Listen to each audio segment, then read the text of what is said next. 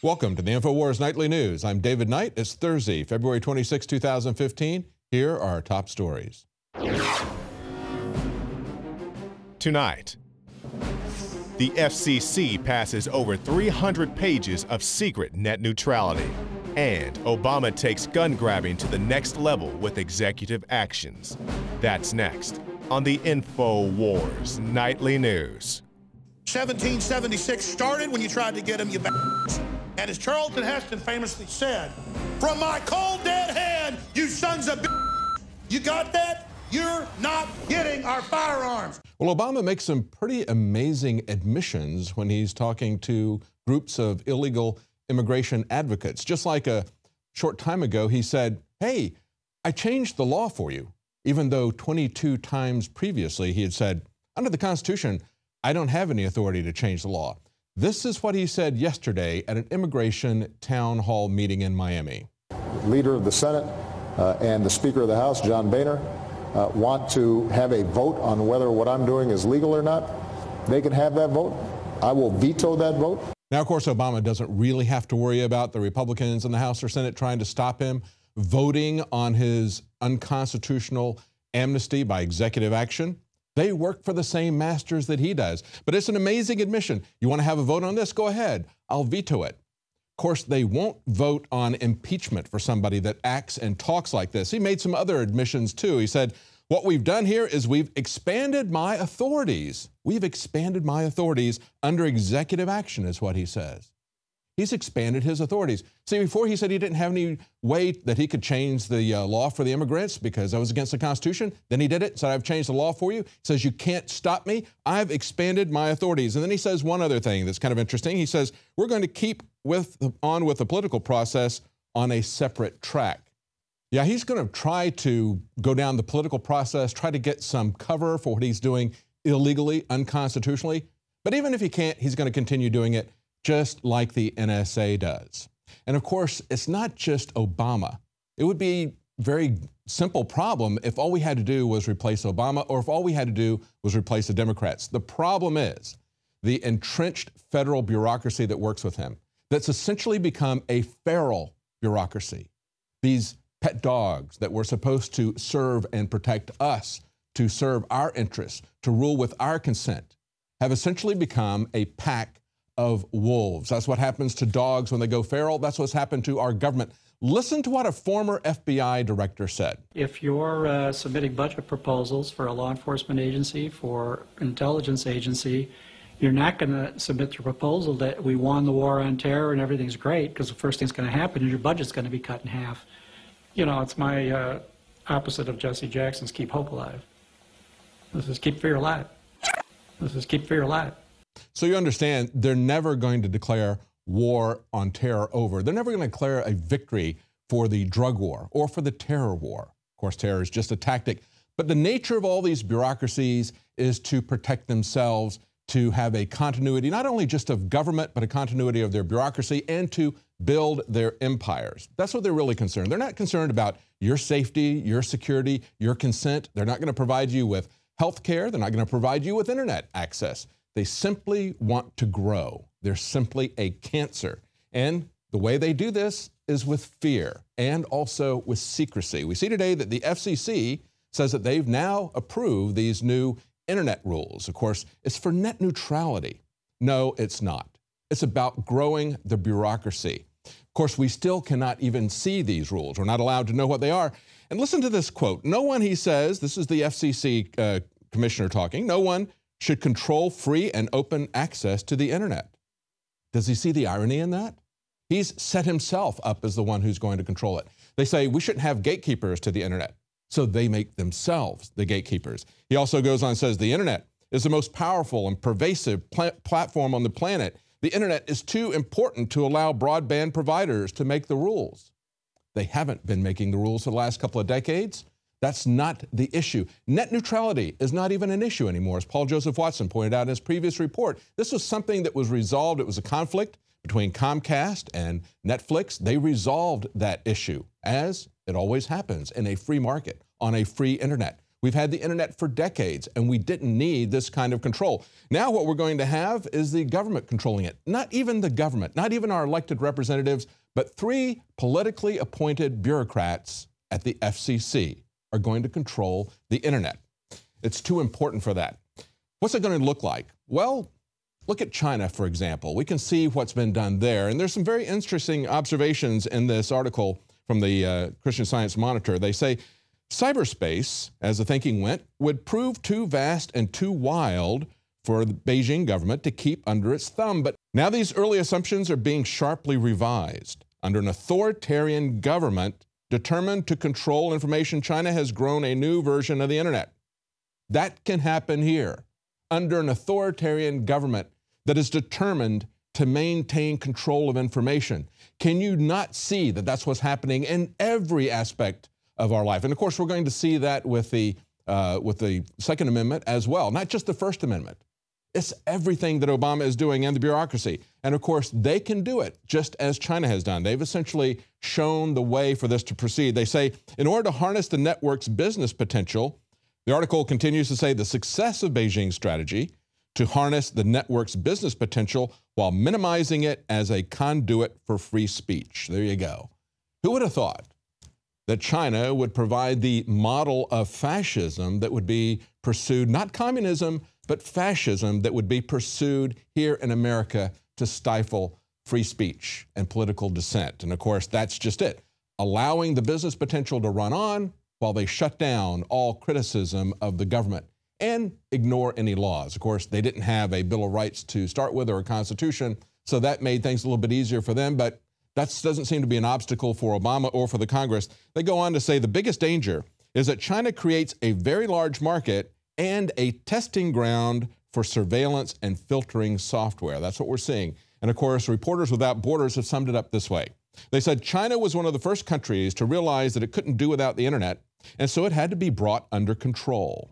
That's what's happening now in America. They say it's one of the few countries where they've managed to block all material that criticizes a regime while still expanding internet facilities. Because, hey, they can make money out of that. And money, of course, is power.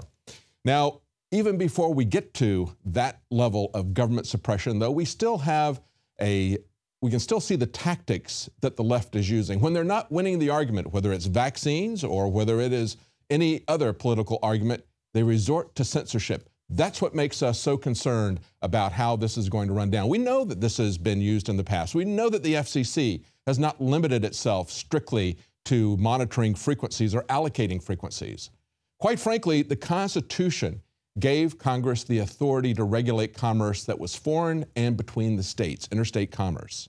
Using that, in 1912, after the Titanic disaster, they said, we need to have some kind of control over the radio broadcasters and telegraph operators so this doesn't happen again, so we don't have this drop-off in communication during a disaster. So they enacted a law in 1912, essentially establishing the predecessor of the FCC. Later on, they created the FCC. They gave it those powers along with the Interstate Commerce Commission that would regulate things that were commerce that was going on between states, not even within a state. Do you see how this is starting to metastasize? Now we're at the point where they're regulating everything, not just within the states, but also everything that we say or do. That's how these bureaucracies metastasize. Of course, they could have just had an auction for the frequencies and then just left it alone like we did for land. And of course, there's already frequencies that have been allocated in the spectrum, so they could just go on with the private property rights and just shut down the FCC. But that's not what they're going to do. And we're going to see that those on the left, when they don't win the argument, they're going to come after us trying to censor what we're saying. We can see this now with the attacks on Rush Limbaugh that are continuing. There's a movement called Stop Rush. And now they're even targeting his staff members. We see this as a story that was on Media Equalizer. They say that apparently not satisfied with their efforts to intimidate Rush Limbaugh's advertisers, the left's Stop Rush crusade is now allegedly targeting his spokesperson. Now, this is someone who's basically a PR person for Rush Limbaugh. What they've done, and this is very interesting, one of the persons in particular has been very busy filing frivolous lawsuits. One of the 7 most active members of Stop Rush, Carol Kernahan Wallen, has made 2 failed attempts at securing a restraining order against Glicklick. Now, this is the guy who's the PR spokesman for Rush Limbaugh. However, she failed to appear at court. And finally, when she went the 3rd time, the judge struck it down. The interesting thing is that what she came after him said that he was a cyber stalker because he requested that a picture that she put up of he and his wife from their wedding, that would be taken down. And so for that, she called him a cyber stalker, and she went to the next step trying to get a restraining order from him, but she would not show up at court. So he's been putting out tweets exposing the people who are trying to harass him, who are making violent threats against him. Now, as he was using Twitter to push back and expose what these people were doing, now Twitter, they say this is an update. After they published this article, Twitter suspended Glicklick's account shortly after this piece was posted. It's really amazing when you look at the details of the article that he put up. Now, Rush's PR agent spells this out in an article, the details. And as I mentioned before, this began with the wedding photo that she was publishing. He says, the source of her lawsuit, he says, is my publication of a legal notice I sent to her after she repeatedly stole and published a family wedding photo in order to harass my wife and I. And when it finally came to court, first 2 times she didn't show up, the 3rd time, the court said the facts as stated in the petition do not sufficiently show acts of violence, threats of violence, or a course of conduct that seriously alarmed, annoyed, or harassed the petitioner or caused substantial emotional distress. In other words, it's nonsense. And so he countersued to try to stop that. That didn't stop her, though. She used the Daily Cause to publish an article, and listen to the title of the article. Rush Limbaugh hires cyber stalker as stations and advertisers continue to drop him.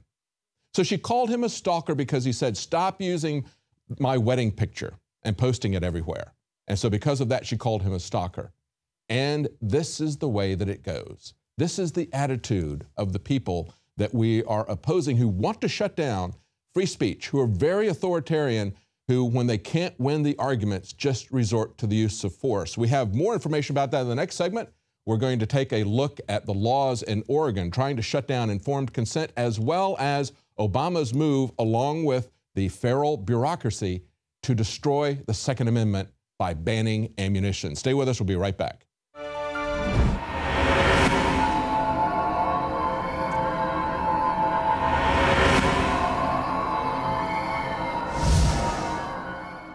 Joe Biggs here with INFOWARS.com with a call to action. I want everyone, if you're close to Chicago, if you're around that area, tomorrow Josh Owens and I of INFOWARS will be flying into Chicago to help expose the tyranny at this black site.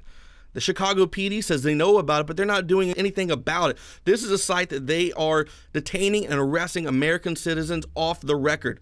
They're doing it off the record because what they're doing is wrong. And anytime lawyers, anyone goes up there and tries to find out who's in there, they say that they are jeopardizing ongoing investigations. This is out of control. This is something that needs to stop. And I encourage each and every one of you right now watching this video, get up off your couch, throw your Cheetos away, turn off the TV, and come to Hammond Square this Saturday at 3 p.m.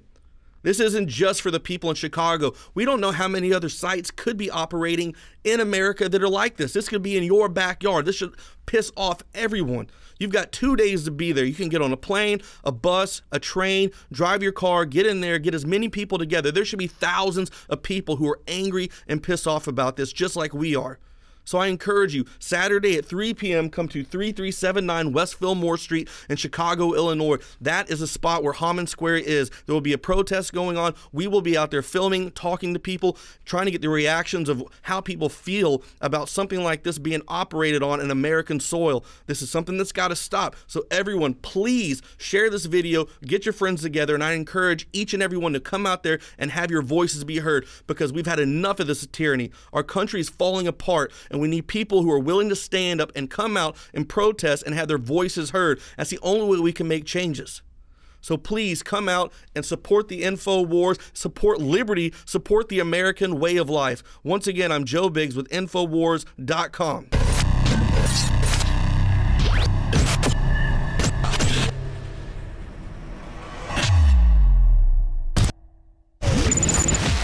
The knowledge of the